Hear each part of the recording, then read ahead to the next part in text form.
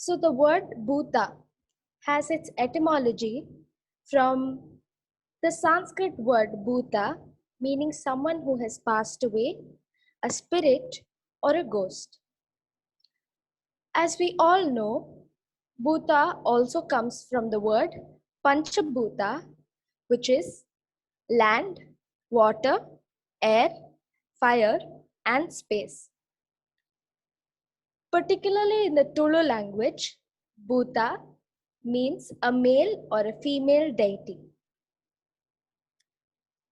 Shiva here is referred to as Bhutanatha, and it is reflected in many ballads or the songs of the Bhuta cult itself.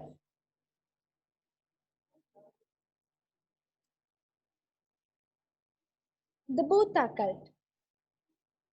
It is actually a very important spirit cult of Dakshina Kannada or southern Karnataka, which includes parts of Udupi, Puttur, Kasargod district, and even the northern tip of Kerala.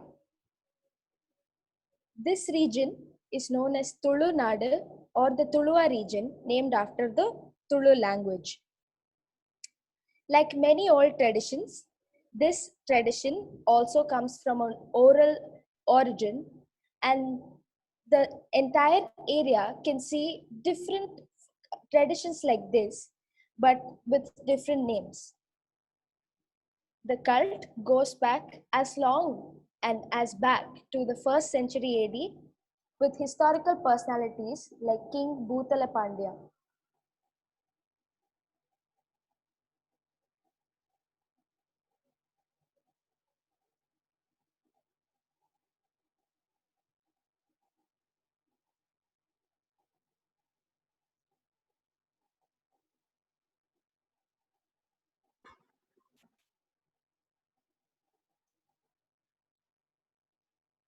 Just a second.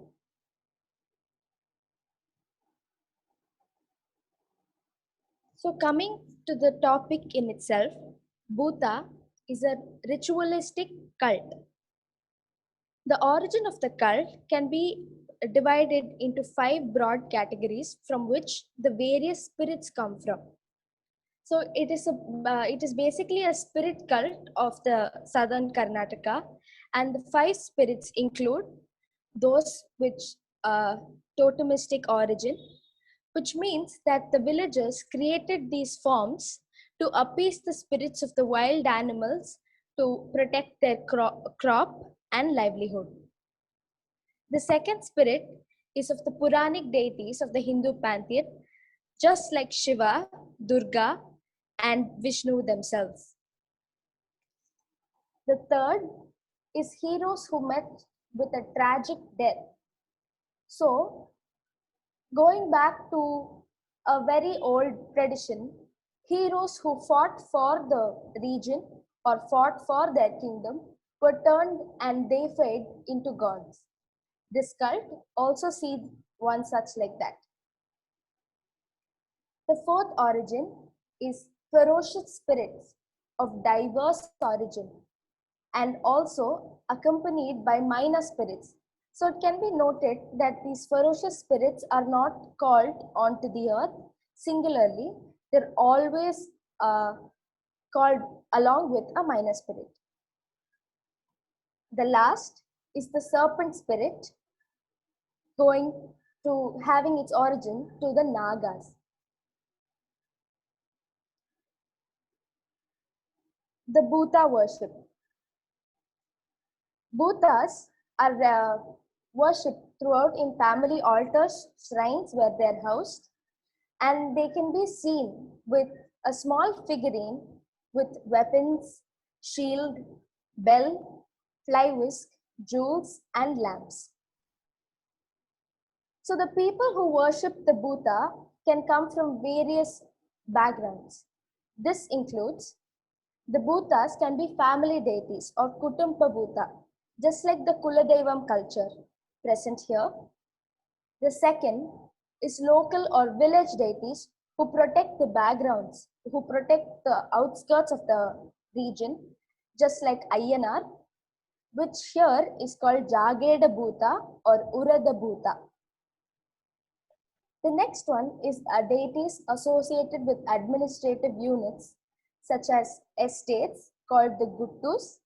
A group of estates is called Magane, and districts is called Sime, and small kingdoms are called Rajan Devas or kingly spirits. The Bhuta worship has three realms: the realm of the cultivated lands, Gramya, the realm of the wastelands and forests, Jangala, and the realm of spirits, which is the Bhutaloka, from which the spirits ascend and descend to earth. The cult was originally worshipped and created by the earliest inhabitants of these regions, namely the Holayas, Koragas, Billavas, and Mogaviras. So going on to the first topic of this talk, which is the Bhuta masks. So a Bhuta cult celebrates an annual festival called the Bhuta Kula, where the dancer or called impersonator, which means that he impersonates the spirits and brings out the characteristics of the spirit. Here, the main and important origin of this is the Bhuta masks. These masks are made of bronze, bell metal, etc. And they also come with breastplates or ani, which is a big halo-like structure which is a part of their costume.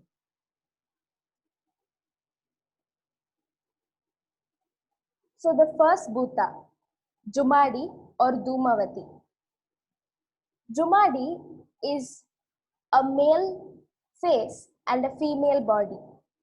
The special feature is that they have a mustache over the lip, as you can see here in the picture. Jumadi, interestingly, has a story from the Hindu pantheon.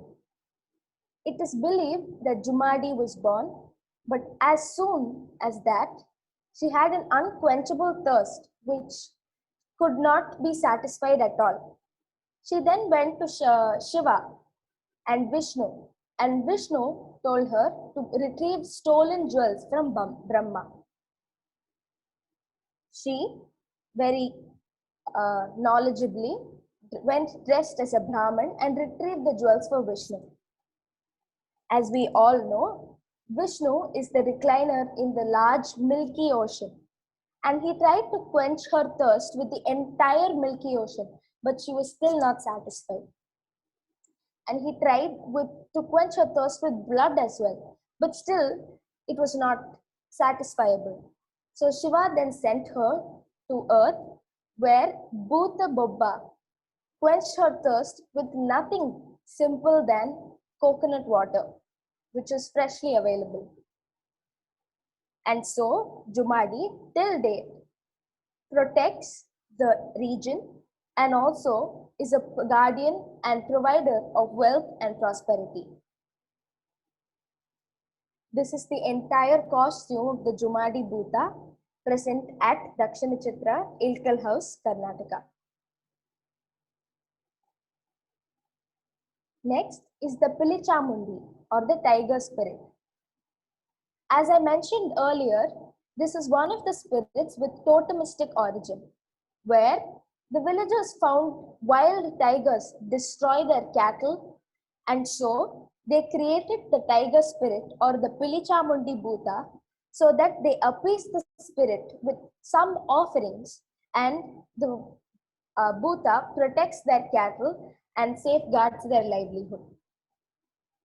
The story from the Hindu pantheon goes that Pilichamundi was asked to protect the cattle of Shiva and Parvati, but due to her greed, she killed the cattle one by one, only to find herself killing the most favorite cow of Shiva himself.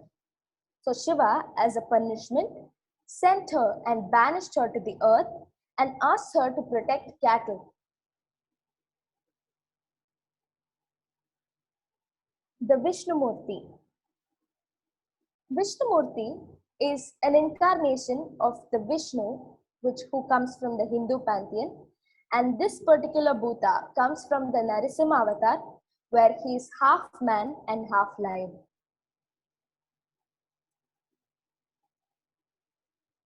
And finally, the Panjarali, or the most famous Bhuta of the Bhuta cult, is the Boar Bhuta. This also finds a totemistic origin, where boars destroyed the crops of the villagers, and the villagers created the Panjarali Bhuta to appease the spirit.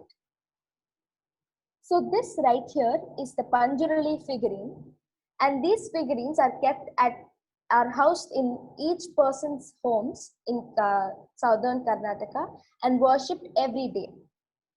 So as you can see, the person here, or the Bhuta rider, has a ani-like structure, which is the halo structure behind, has a sword in his hand, and rides the Bhuta, or the Panjarali Bhuta. I found a strange comparison and a similarity between the Bhuta masks and the Bali wooden masks. Bali, as we all know, has a culture full of spiritual meaning and has its influences from the Hindu pantheon. So it is believed that the gods can be found in everything, including a simple form of a mask. In Bali, there are good spirits as well as bad spirits. So this is the laughing lion mask of Bali. And this right here is a simple Bali wooden mask, where you can see has a big halo-like structure, but not quite, and is the laughing, and this is said to be the good spirit of the Bali.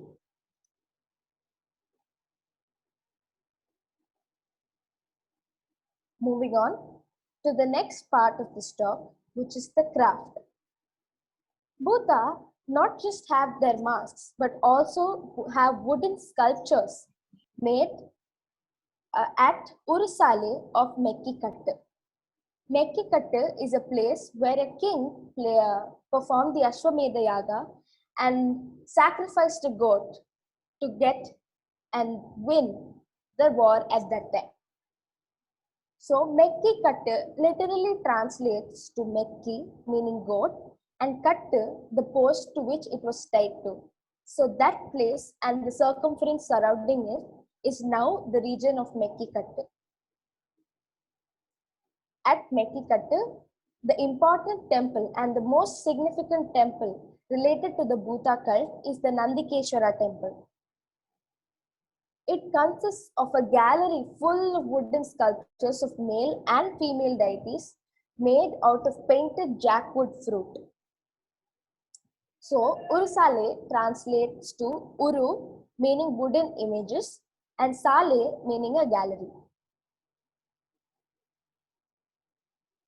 So, in Sangam literature, Kottravai Kuthu was a pre-war ritual, and Kottravai was seen as the god or the woman form of Mother Goddess who everybody on the kingdom prayed to for a successful victory and the possession of the opposite kingdom.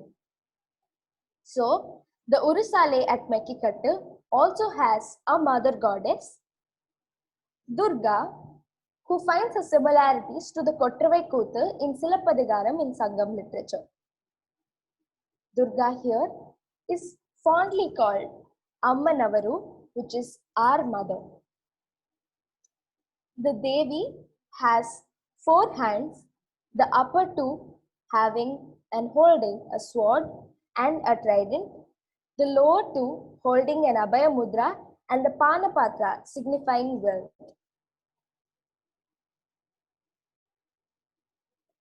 The Nandikeshwara, who she writes, here, as we all know, is the bull, but in this temple, he is a 5-headed unicorn. Nandi is often ridden by Shiva, but here it is ridden by Devi. He is also called the Akasha Nandi, as the devotees believe that he flies across the sky, blessing everybody with Shiva and his consort Parvati. Even though a physical image of Shiva is not present at the temple, it is believed that Shiva is omnipresent and gives his power through the form of Devi. So the Mari Puja is actually an annual festival performed in praise of the mother goddess at Mekkikattu. Fowls are sacrificed and cooked with special rice along with the fowl blood. So this actually has a very similar tradition to the Tamil Nadu culture. Can anybody say which one you're reminded of? Any guesses?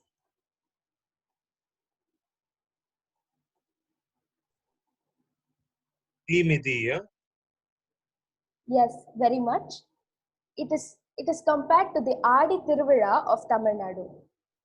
As rightly said by one of our members, Adi Tiruvizha is celebrated in praise of Mariamman, where Mari means rain and Amman is mother goddess.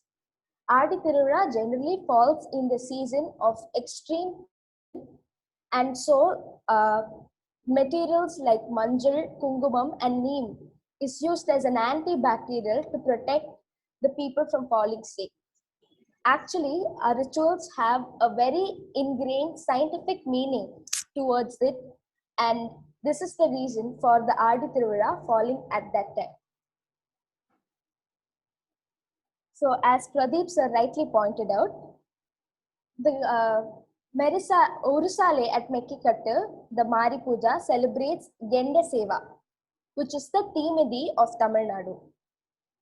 They have two separate bits, one dedicated for the Shetty community because they are the holders and of the entire culture and are dedicated and have dedicated themselves to the temple for generations. And the other one is for all the people who want to offer their service. Another one is a cradle ritual called Totla Sedi, where 3 cradles are suspended from the beams, and one is meant for the Shetty community, second for the fishermen community, third for other members of the public. This is actually a lighter version of the Sedi ritual, where a devotee is hung through a hook which is hung in his back. This also finds its significance and relevance to the Alagu Kuttal ritual in Tamil Nadu. So the traditional color techniques of Mekkikattu, as I pointed out earlier, they are all wooden images made of jackfruit wood and are painted using very naturally available materials. So the white color is obtained from white clay or called Sedi Mannu. The red is obtained from Inganika, yellow obtained from Aradala stone, and the black color is obtained from lamp soot or burning of the coconut shell.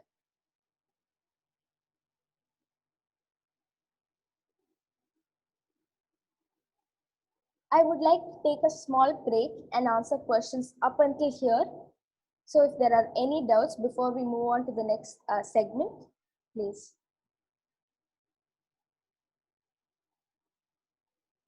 A very fascinating talk. I just wanted to know a little bit more about the masks themselves.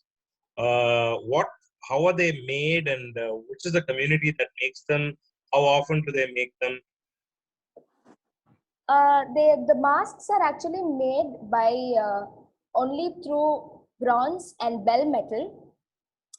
They are actually present, and at present I don't know how much they are making the masks as such, but they were made by an entire set of communities. The beauty of the Bhuta cult is that all the communities and all the social religion perspectives come together to celebrate the cult in itself. So it is noted that each community themselves have a special role to play. So as of now, the masks are made and are worshipped through the usual people who make the sculptures of the temple in itself. Okay, thank you. Very fast. Sorry. Hello. Yes, ma'am. Shruti, I'm Smita here. Yes, ma'am. I was wondering about this thing you said about the minor spirits being with the major spirits. Yes, Could you yes. explain? So, Explain that a little bit, why it is so, and things regarding that. yeah, sure. So actually, the major spirits are ferocious spirits, and they easily get out of control. So the Bhuta Kola is actually a performance or a performing art where the person or the dancer uh, is possessed by the spirits through various stages. So as you can see in this picture, the person in the front is the major spirit and the person behind is the minor spirit. So it can actually, I have two small video representations of the entire process documented, which will follow now. And it is actually the Vidushaka, he's called the Vidushaka, the minor spirit, and he acts as the convener between the Bhuta and the public. So we generally see that even in the Amman culture of here, if a person is possessed by the Amman spirit themselves, the priest convenes the public and the major, like Amman herself. So this is the same reference to the Bhuta cult here of southern Karnataka as well. Madam, I'm Saumitra here. This is very fascinating and I'm enjoying your presentation. So is there, I have a question. Do they have a song sequence or a poetry which they chant through this entire presentation? And Yes. is there an oracle at the end of it? Yes, very much. And actually, your question now leads me on to the next segment and the final segment of the talk, which is the ritual performance. Uh, so, yeah, the Bhuta ritual or the Bhuta Kola. It also has a name of Bhuta Nima, which is a combination of dance, music, pantomime, gesture, and dialogue, which is coupled with devotion and faith. It is actually a basic structure which has its variations throughout the entire region of southern Karnataka, who also have other names like Tira and Tayyam in Kerala. So these rituals are done once a year or twice a year, celebrating the Bhuta with pomp and festivities. I would like to point out that the Bhuta called for the year of for at that particular time of the festival has reason and meaning. So if there, for example, say their crops were destroyed by the boar, they would particularly call and worship the Panjurli Bhuta. So each Bhuta has characteristics, costumes, their own ritual, different forms of narration dedicated to each Bhuta themselves. So the Bhuta Kula is on the day of the ritual, the figurines and the small figurines which I showed earlier in the talk, they are presented and kept in front of the dancer, and the salange is kept in front of the dancer offering his prayer. The dancer here, the entire ceremony starts right from where the dancer takes the ceremonious oil bath. So all this comes under the performance and is not separate from the preparation and the performance itself. So the priest offers his obeisance to the 8 guardians or the 8 dik or 8 directions of the village, and also the village deity and the particular Bhuta that they want to worship. So the second part is where the Bhuta wears his ani and his costume and his makeup and gets ready with great music and festivities. And here he performs the function of the oracle, as you rightly asked. He settles disputes. He points out if something had gone wrong with the community and also accepts offerings from his devotees. The instruments who are part of the orchestra include the Mauri, which is a small Nagaswara, and also the percussion instrument is Sammela and Tas.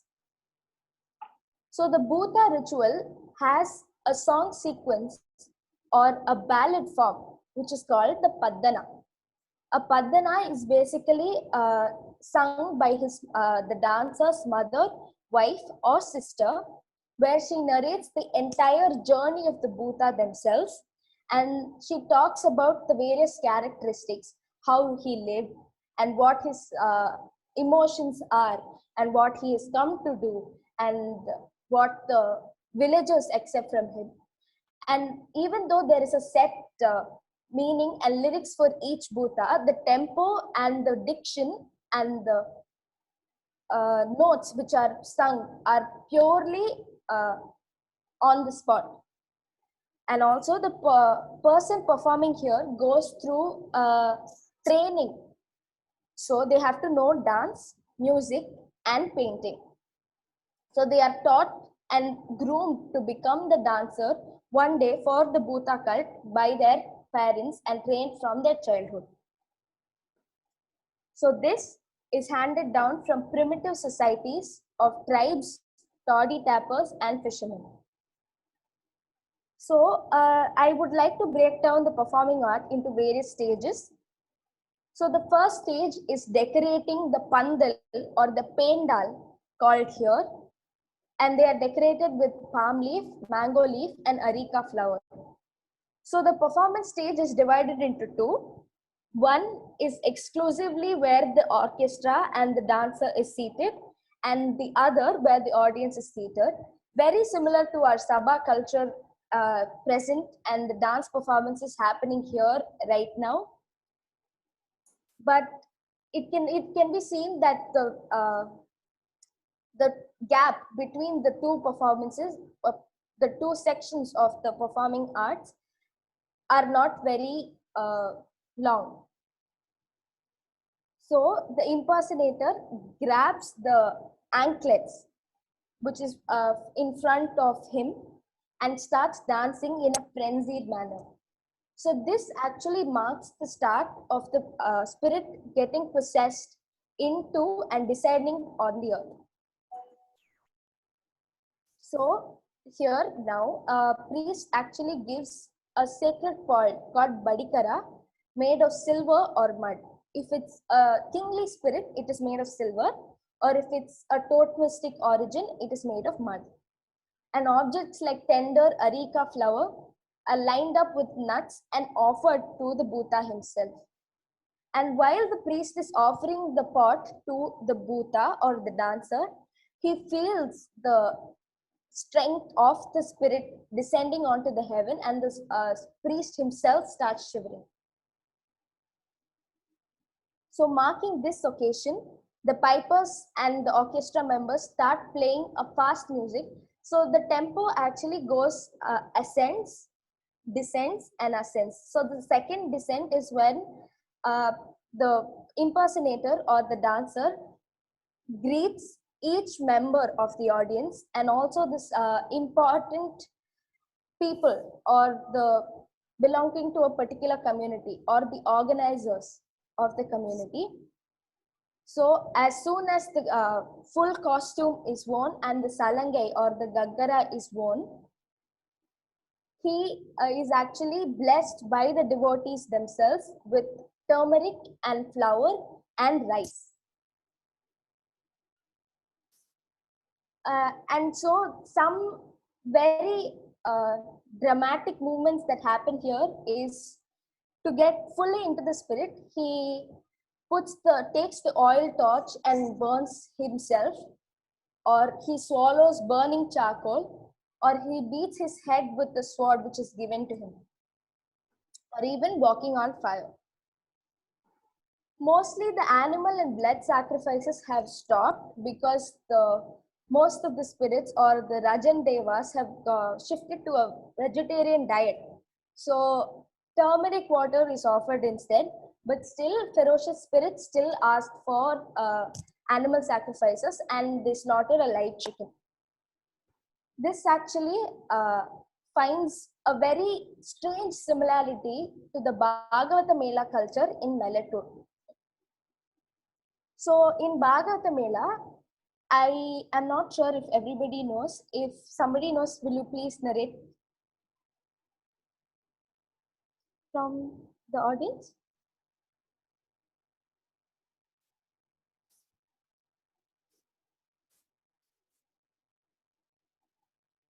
No, I think maybe you should talk, and then we can do that in the Q&A. Okay, great. So in Bhagavata Mela, the most popular is the Prahalada Charitram, and I was lucky to go and witness the performance in person. So here, the mask of the Narasimha is kept right in front of the temple, inside the temple, and the puja happens, and the performance starts late evening and goes on until the next day morning. So what was very interesting that I noted was that the Hiranyakashipu himself takes praise to the Narasimha god and puts on the masks to the dancer who's playing the part of Narasimha. And also the Narasimha is held by like at least 6 people with cloths tied around him, and to make him sit, and so that no unfortunate events happen to the character playing Hiranyakashipu. So after the performance, the Narasimha goes around in a procession along with Prahalada. And that concludes the Prahalada Charitram in Bhagavata Mela. So the serpent spirit has their own form of dance rituals. The dance rituals are always offered to Ullati Amman, which is a Devi form of worship.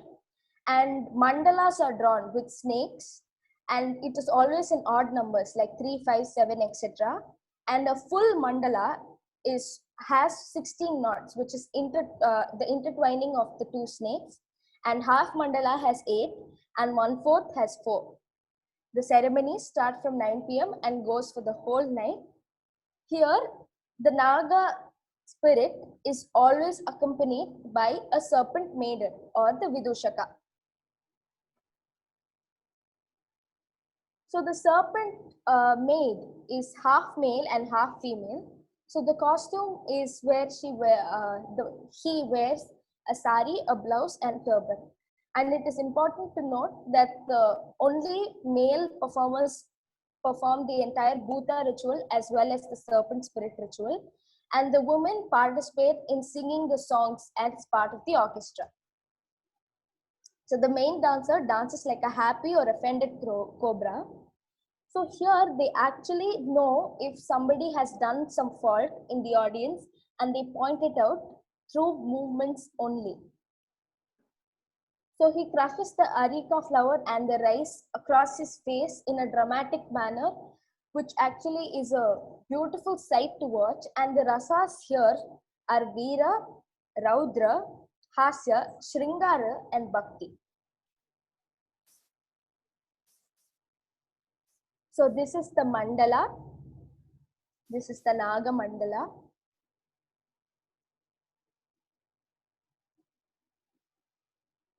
Moving on to the Paddanas, which are similar and are always common to any form of Bhuta ritual. So the Paddanas actually mark and validate the oral tradition of the Bhuta cult. So they can range from 100 pages to 10, 30 pages, and the folk melodies, different rhythmic patterns are noticed, and the diction follows the folk meters. So the singer actually takes on and improvises on the spot in response to the Bhuta or the spirit that is descending on the dancer. So the Paddanas actually tell the entire history and heritage of the Tuluva culture, the region, religious beliefs, values, dresses, ornaments, sports, games, music, and dance. So the costumes are different for each Bhuta. Jumadi is half male and half female and has a red dress and shining nama above his as you can see in the picture. And the Kallurti is a female spirit, has a horizontal nama and wears female garments. The Ullati Amman, which is for the celebration of the serpent spirit, is dressed like a bride. And the Jatadhari looks like Shiva. Those totemistic origin have masks resembling the totem animal. Martial heroes have martial costumes of the person who lived. Royal spirits have headgears, marks of silver and gold coating. Spirits associated with hunting have hunting weapons, and the sea god Bobbarya, who is actually a Muslim, has a wooden stick protecting and symbolizing himself as the sea god. So the masks here can be worn by the impersonator on their face, or can be fixed on the ani or the halo, or can be held in their hand. So this has a very similar reference to the Thayyam of Kerala. It is a very popular ritual form of dance worship in Kerala and Karnataka. It is often performed by the Nambudiri family, and they consider this also as a spirit worship and the god descending into the earth and giving blessing all the devotees. Now I would like to play two small videos which actually perfectly summarize the entire overnight ritual of Bhuta. However, I would like to give a trigger warning. It has dramatic content. So yeah.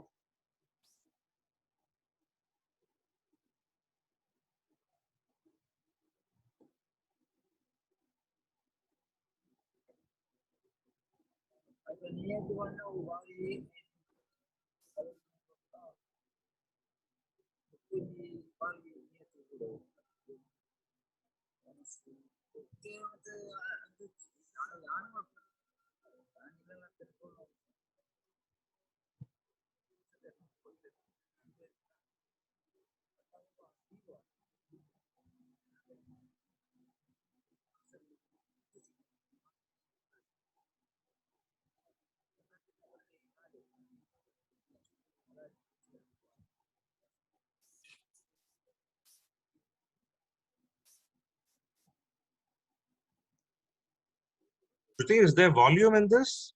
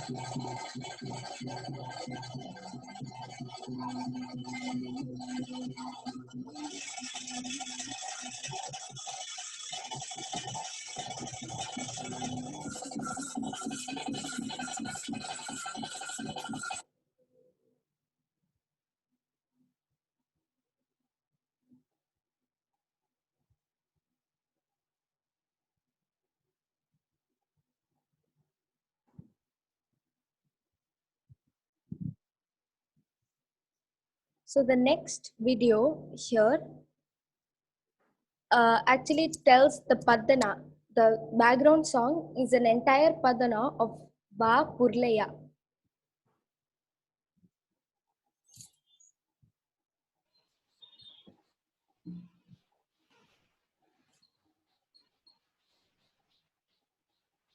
Shruti, remove your earphones, so that the volume is loud that everybody can hear.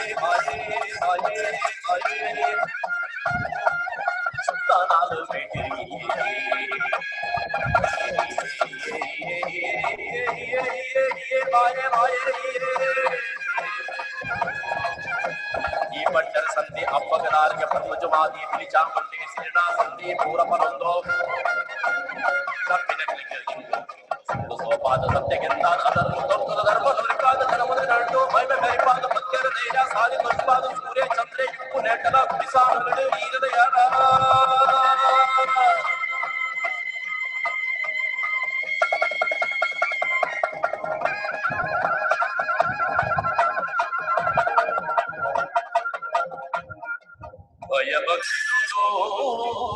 ನಿಗದೆ ಕೋಲ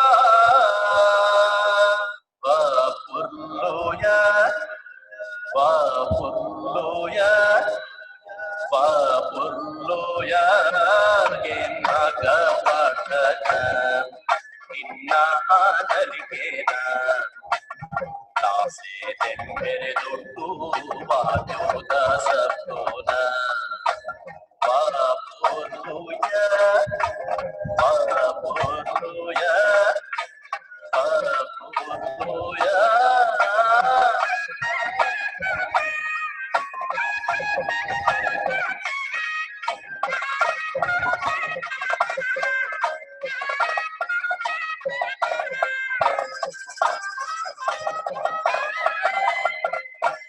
ನಾಟ ಪುಲ್ಯ ಲೇಟ ಉಂಡು ಕಡಲದ ಗಡ್ಡದ ಮೂಟ ಅಲ್ಪು ನಾಟ ಪುಲ್ಯ ಲೇಟ ಉಂಡು ಕಡಲದ ಗಡ್ಡದ ಮೂಟ ಕದಿನ ಇದವೆಂದಿನ ಕಾರ್ತಿಕದ ಸಂಗತಿನ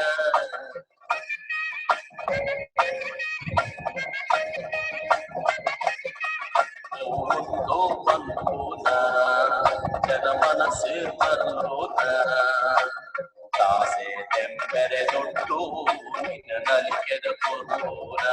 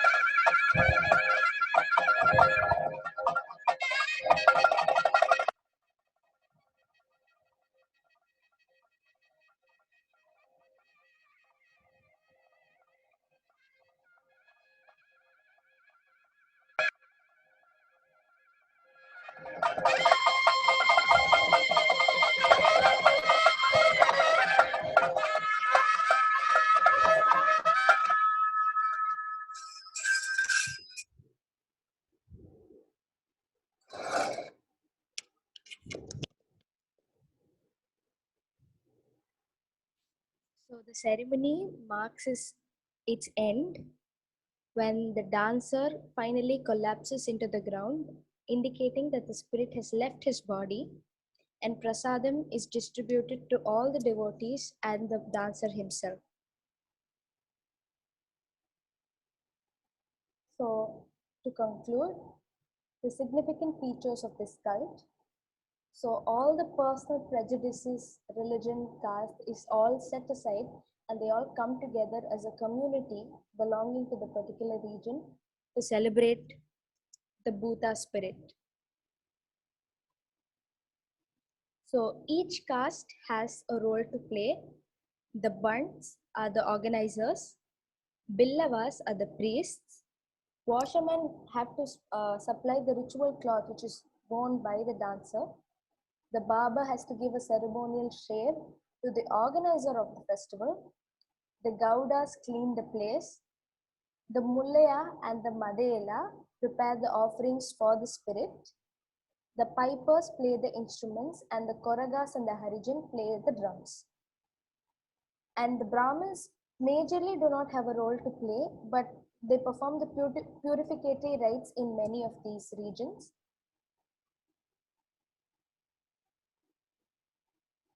So it keeps alive still many village games and sports, and the costume has its influences on Yakshagana.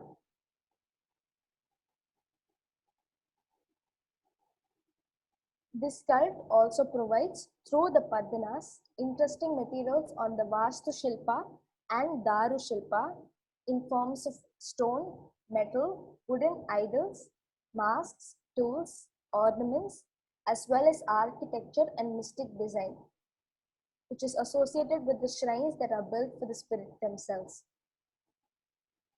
So it also provides useful material for folk theatrical and ritual models, which were then inspired and turned into classical art forms like the Yakshagana itself. So the bibliography for the entire talk.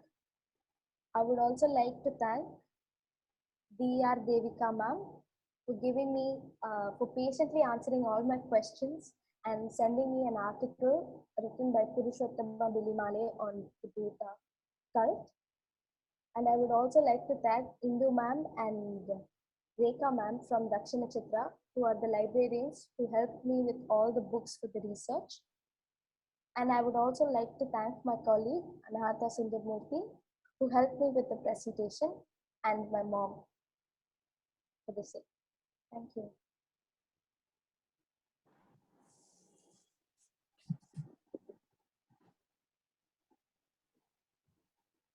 Thank you, Shruti. Very well done. Thank you, ma'am. Shruti, can you just show us the pictures of the masks again? I keep getting confused between the names.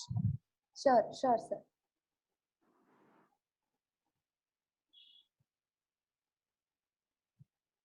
Shruti, would there be a link to a recording to this program?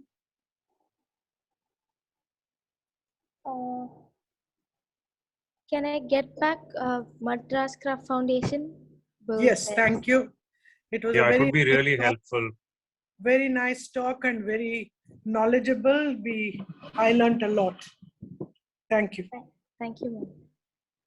See, there are a lot of people who, especially abroad, they collect these masks And if there is a link, I can send it to some people I know they'll really benefit from this. Okay, there's actually a book on each of the masks and describing the entire process and the salient features of each mask available at the library. Wow. I can probably send the name of the book. No, but I think a talk like this will be more useful for people because what you very nicely set it in the context of daily life and what happens around the mask. Any connection, Shruti, to worshipping something like this similar in Africa? Any leads on that? Because it's the earliest, the cradle of civilization supposed to be. I'm not sure about that, ma'am. I can probably look for it and get back to you. But Is there a I- WhatsApp group also for such presentations? I saw it on mail, but is there a group that is made where we you can Dakshina Chitra can give us info bites? I'm not sure, ma'am. I would like to ask Madras Craft Foundation to answer this question.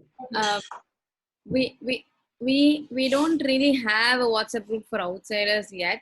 So if it's good, we will create one. So whoever is interested in having the WhatsApp group and who are in the participants list, can you just send me your numbers to Madras Craft Foundation so that I will create a WhatsApp group and then keep updating you on the books that are used, the links for the video, and also about the upcoming talks which are interesting enough that you can share to your friends and family. Will that be Very useful. Thank you so much. all right? So do send in all your numbers there. I will just create it in a minute and then I'll continue with that. Oh, thank you so much. Pradeep sir, just as a recap of all the masks, this is the Jumadi or the Dhumavati. This is the only Bhuta which has a breastplate and an ani. This is the full entire costume of Jumadi Bhuta. This is the tiger spirit or the Pili Chamundi. This is the figurine which is kept at the houses of the people. This is the Vishnu Murti, significant of the fourth avatar of Vishnu, Narasimha. And this is the most famous of Panjurli, Borbhuta.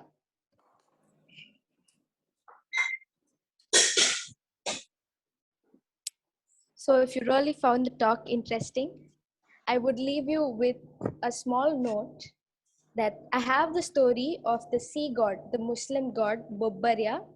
So if you would like to know that, please feel free to ask me and I will send the link to you. Thank you. Thank you. It was excellent. Very well spent morning. Thank you very much. Shruti, it's very good and nice presentation. Thank you, ma'am.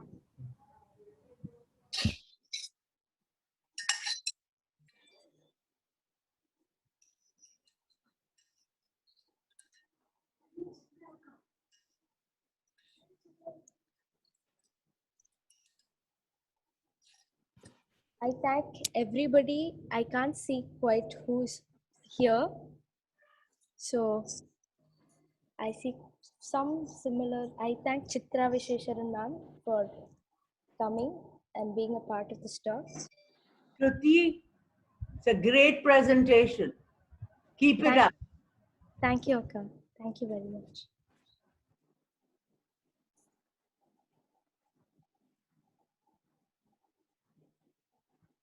Shruti, it's a good presentation once again. Thank you very much, sir. How long you took to make this presentation? Like, how long this research would have been taken for you?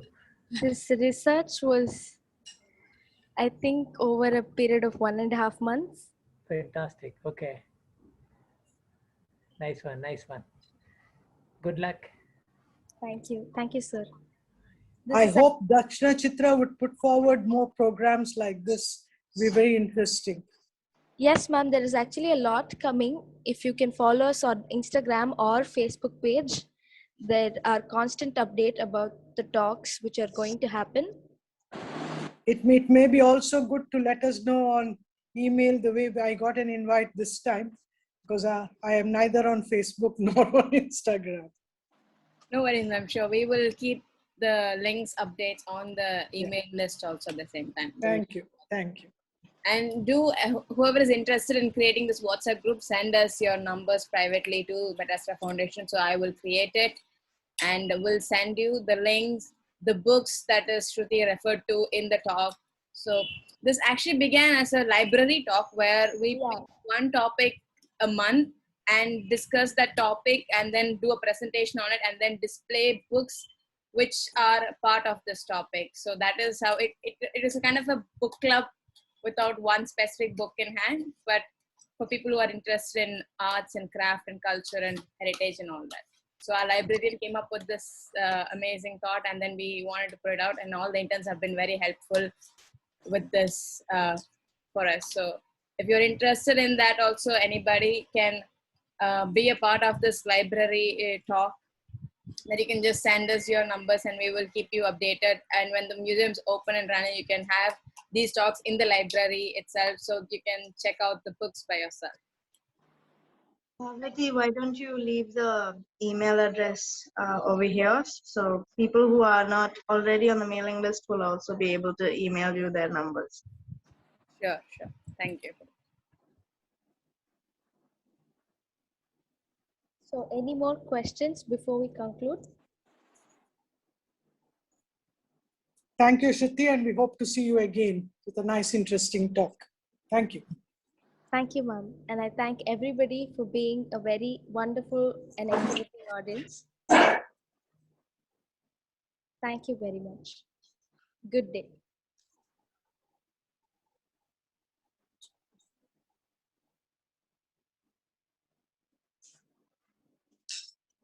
Armuga.